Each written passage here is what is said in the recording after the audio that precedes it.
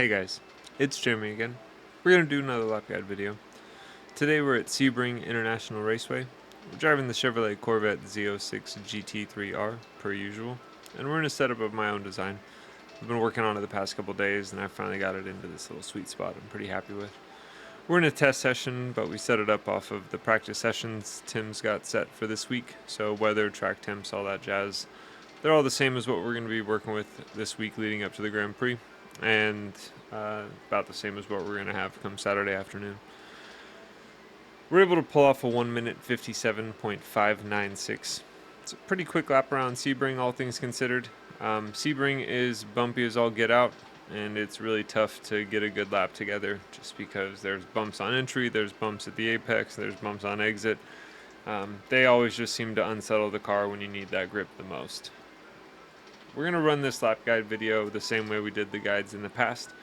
We're just going to run the lap at speed, and then I will point out the key areas that you're going to want to focus on.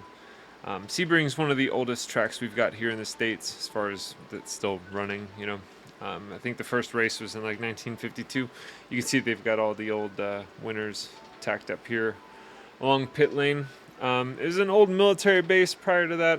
They used it as a training facility for bomber pilots during World War II. So a lot of the track is primarily just old runways. It's made up of these giant concrete expansion blocks. Because of that, it is incredibly bumpy. Suspension setup is really key. Being smooth is super important around here.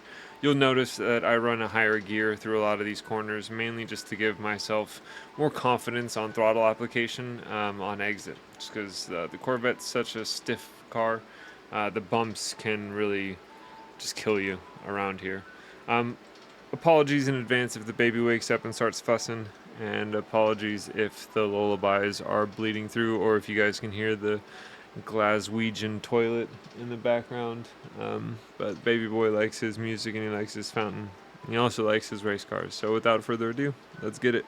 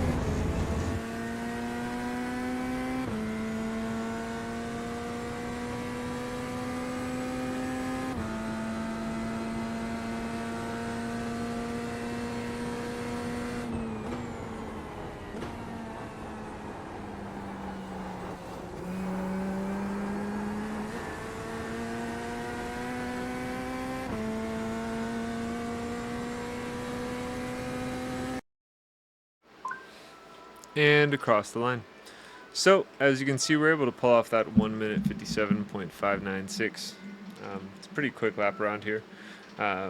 We'll go through and run it back and point out some of the key areas that you're really going to want to focus on around here. Just be careful, as items in the overhead compartment may have shifted during our flight. Like I said, it is really bumpy. The name of the game around Sebring is smooth application of the throttle, unless you know for sure you've got traction. Just because once the car breaks loose, because it is so bumpy, it's really hard for it to ever settle back down.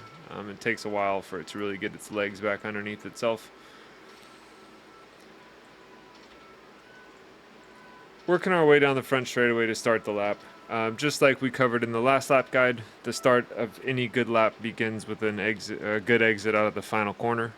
You need to get a good run through sunset to get a good lap going, just because you do have a pretty chunky run down to T1. Coming out of sunset, the car is going to be over on the left-hand side of the road. We're going to want to work it over to the right-hand side. It's not critical to get it done immediately, so you just want to kind of lazily work it over to the right-hand side. You'll notice the kink is missing. The kink is now gone down the right-hand side pit wall. There used to be a little kind of V'd-in section where these two concrete blocks met. It is no more. That's okay. We can always find new markers. We'll come up with new markers. There's these blue and white painted sections along the wall here. You'll notice 1, 2, 3, 4, 5 before you get to the end. Right near where the wall disappears is the last one.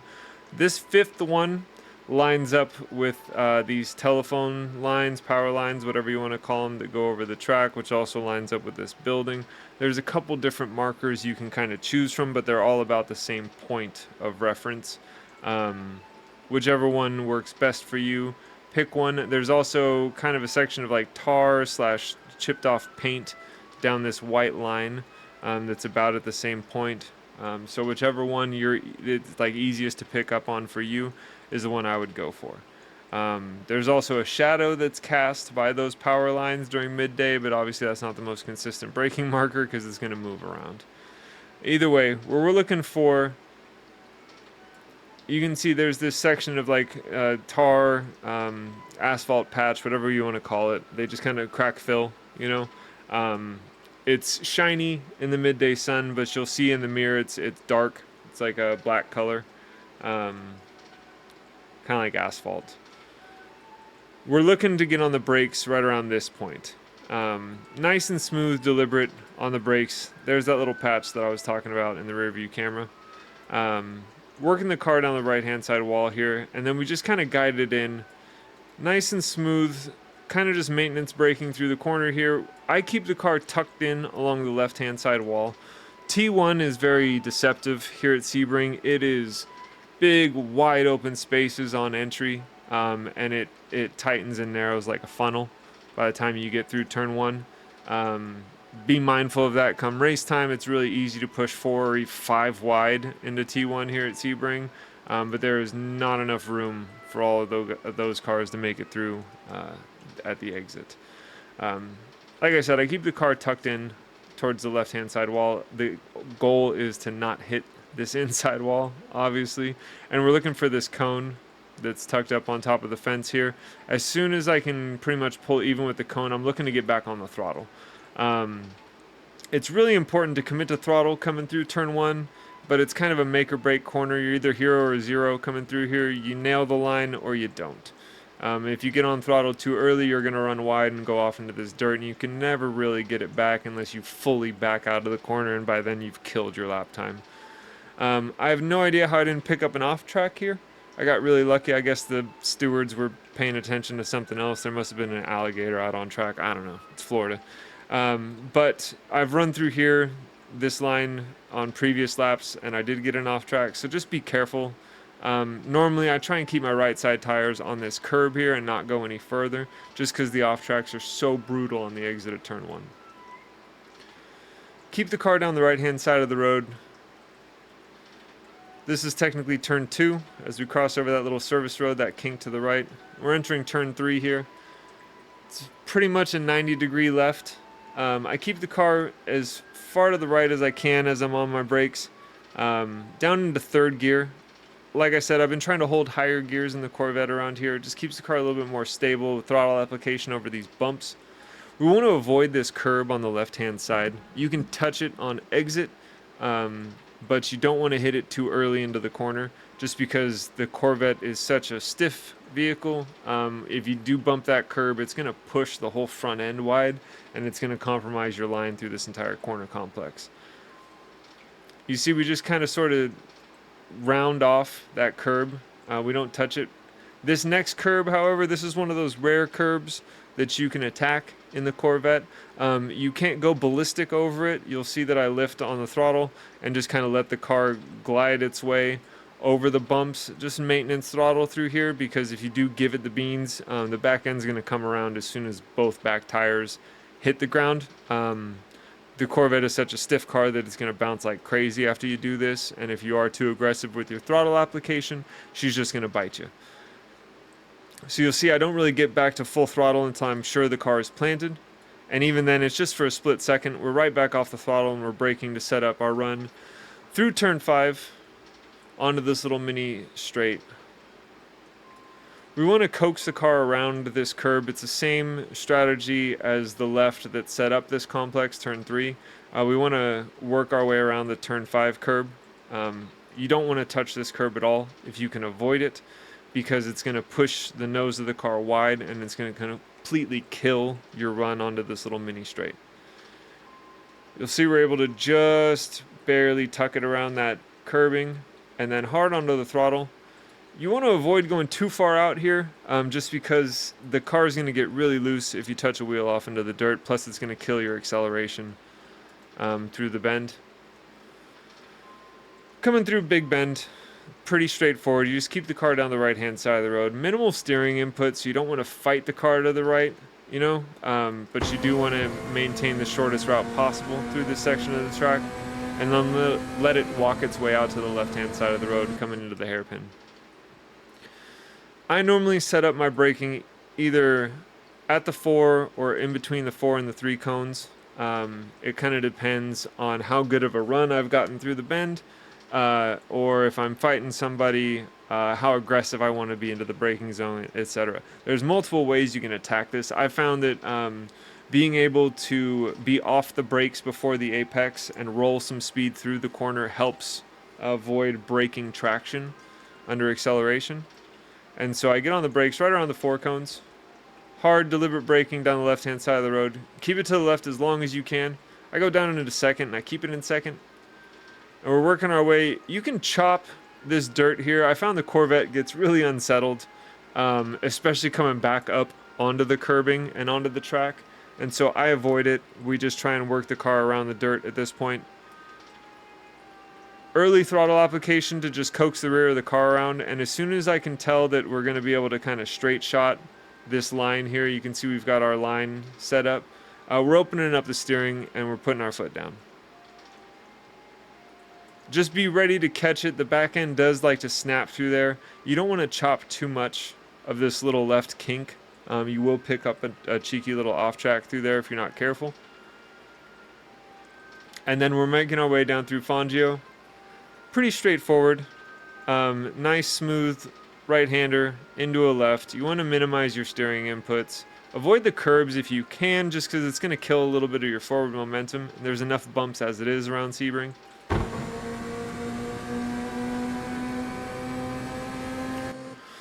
Working our way into Cunningham. This is turn 10. I hold 5th through here. And then I'm aiming for the 3 cones as my brake marker, just a little bit before the 3 cones.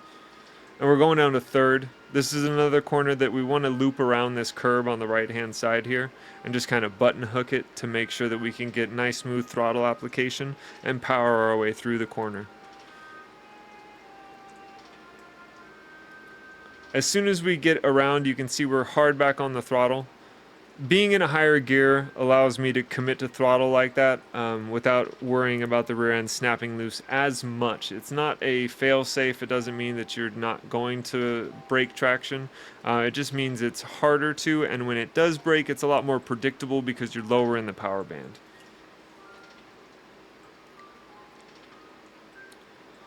Working our way up through the gears, just being ready to catch the car if it does start to break loose, because we are asking a lot of it. We've been on throttle since the exit of turn 10 here. Working our way through turn 11, through turn 12. Still flat. I try and line up with this imaginary point kind of in between the 1 and 2 cone. And my point of no return is the 2 cone as far as braking goes. I usually try and start my braking just after the 3 cone mark, depending on how my run is going, what kind of a lap I'm on, how aggressive I want to be. You want to straighten the car up as much as you can. You'll see I straighten the wheel here just to maximize that straight line I get to brake in. And then we're hard on the brakes and then bleeding it off. Keeping the car to the left as long as we can. We're almost to the end of the curb before we start turning in here. And then again, this is one of those curbs you want to loop the car around. Some of the cars can hit this curb and it doesn't really unsettle them that much. The Corvette absolutely loses its mind if you hit this curb. The back end gets kicked around and it's usually your race over, at least competitive wise. You know, you'll still be able to run. It's not going to wreck you, but it's going to take you out of contention for the podium, especially with the pace that these guys have. It's nuts. Anyways, working our way through Tower. This is a really interesting 90-degree right-hand corner. Like I said, you want to loop it late around that apex. You don't want to use too much of this runoff here on the left-hand side. It's going to slow the car down. It's tempting. It looks like there's wide open spaces out here, but it really isn't. I try and just keep the left side tires on this bit of curbing there, and then we make our way down Flying Fortress Straight. Aptly named again. Like I said, this was an old bomber airfield during World War II. And the original layout, this was a really long, straight section of track. Through Bishop, turn 14. Coming up into turn 15 and 16. This is a really tricky corner complex. Keep the car down the left-hand side of the road, and then right in between the 2 and 3 cones, we're on the brakes. Down into 4th. You'll see I hold 4th pretty much through the majority of this complex. It just maintains that rolling velocity. Less speed gets shed off as opposed to dropping down to 3rd gear. You just need to be smooth with your inputs if you're carrying that much speed in. The back end does like to get light coming through here. I try and avoid the curbs as much as I can. I'll touch them, but I try not to mount them just because there is an aggressive drop off on the inside of this curb, and it's enough to really unsettle the car when you're asking this much of the traction zones. Working our way back over to the right here, set up our run through Le Mans onto the back straight. I get up on this curb a little bit, and then you'll see I try and drop myself off the back end here, and the goal is to kind of just line myself up with the end of this wall out here where the tires end. And then as soon as the car drops down off the curb fully and then it settles on its suspension, I start working its way back over to the right, drop down into 3rd. And we're trying to just kind of loop around this curb again. You can get up on it a little bit, but it's another one of those curbs where you can see that lip along the inside of the curb. If you do drop your car off over there, just be mindful of the angle you're coming up over that curb. If you cut it too early and then run along the inside of it, it's really going to unsettle the car and it's going to compromise your exit onto this back straight. You can use a decent amount of this runoff curb here. I try and avoid going out onto the dirt and the grass just because it's going to compromise your acceleration. And you do have that possibility of fully braking traction and fishtailing. It isn't that wide through here, and because you're carrying so much speed onto this back straight, it's really easy for the back of the car to snap around on you and you end up into these tires over here. That's kind of why they put them there. The back straight's pretty straightforward. We just want to keep the car down the left-hand side of the road. Say hi to Higi's palm tree over on the left-hand side. And then making our run into Sunset. I'm looking for these 2 cones here to start my braking. Nice and smooth on the brakes, but deliberate. And then just kind of maintenance braking through the corner here. We're down into 4th gear, and we're letting the car just carry its momentum through the corner as best we can. We're steering with the pedals more than anything. The steering wheel is there just to kind of keep the nose in check. And as soon as I can tell that the car is hooked the way that we need it to, we're back on throttle. You can see at this point in the corner, we haven't even come under the bridge fully, and we're back on throttle. And this is to just keep the rear of the car rotating around. I found if I work the brake bias too far back, around these tracks, especially when the sun's out, the back tires get too hot, and it isn't a viable strategy in the long run. And so I've been working more on rotating with throttle mid corner and corner exit instead of using the brake bias on corner entry.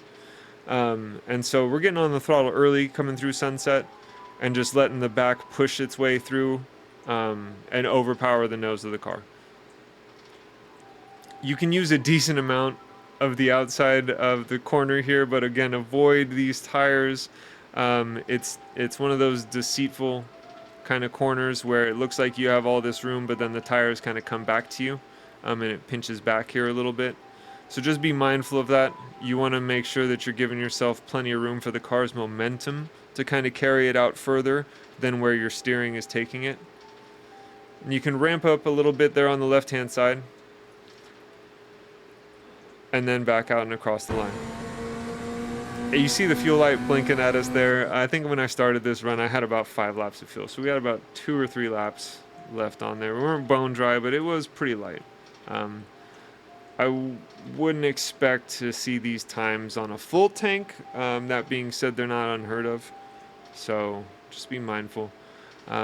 Hopefully this guide is able to find you guys some time around Sebring. I really like it here. We will catch you guys on the next one. Bye-bye.